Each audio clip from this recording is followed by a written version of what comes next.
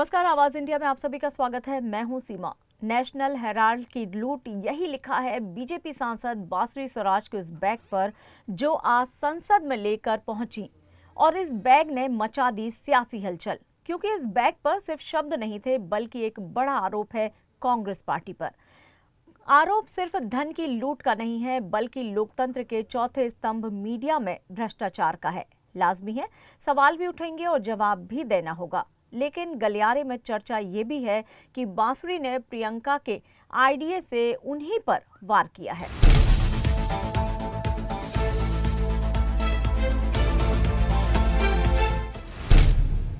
बांसुरी स्वराज का ये बैग कांग्रेस की उस परंपरा की ओर इशारा कर रहा था जिसे वो सेवा कह रही थी। लेकिन बांसुरी के मुताबिक असल में था निजी संपत्ति बढ़ाने का औजार। उनका दावा है कि कांग्रेस ने 2000 करोड़ की संपत्ति मात्र 50 लाख रुपए में अपनी कंपनी यंग इंडिया लिमिटेड के नाम कर दी।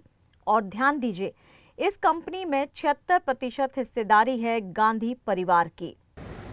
ये पहली बार हुआ है कि फोर्थ पिलर ऑफ डेमोक्रेसी यानी मीडिया के साथ भी एक स्कैम किया गया है।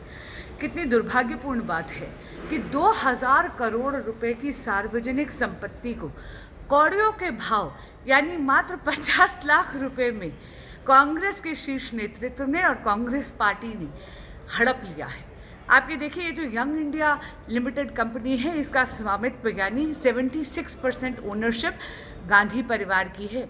इसका मतलब है ये फिर से परिलक्षित करता है कांग्रेस की पुरानी सोच को। लोकतंत्र का चौथा स्तंभ मीडिया भी भ्रष्टाचार से अछूता नहीं रहा।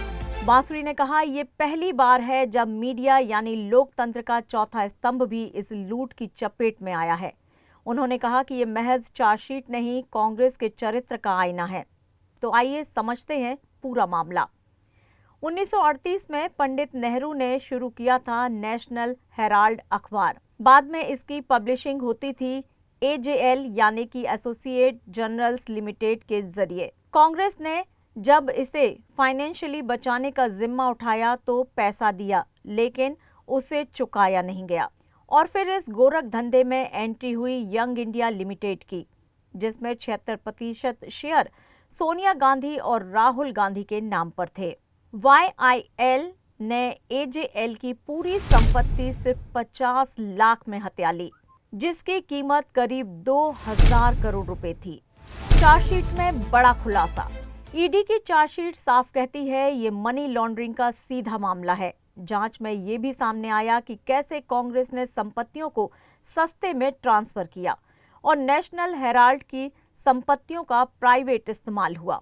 और अब सवाल ये, क्या कांग्रेस इस लूट की जवाबदेही लेगी? प्रियंका के पैटर्न पर बांसुरी का हमला।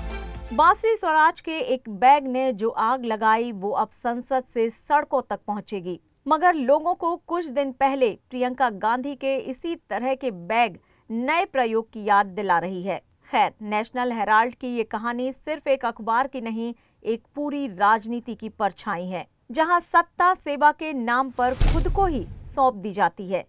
क्या कांग्रेस देगी जवाब या फिर जनता पूछेगी ये लूट कब तक?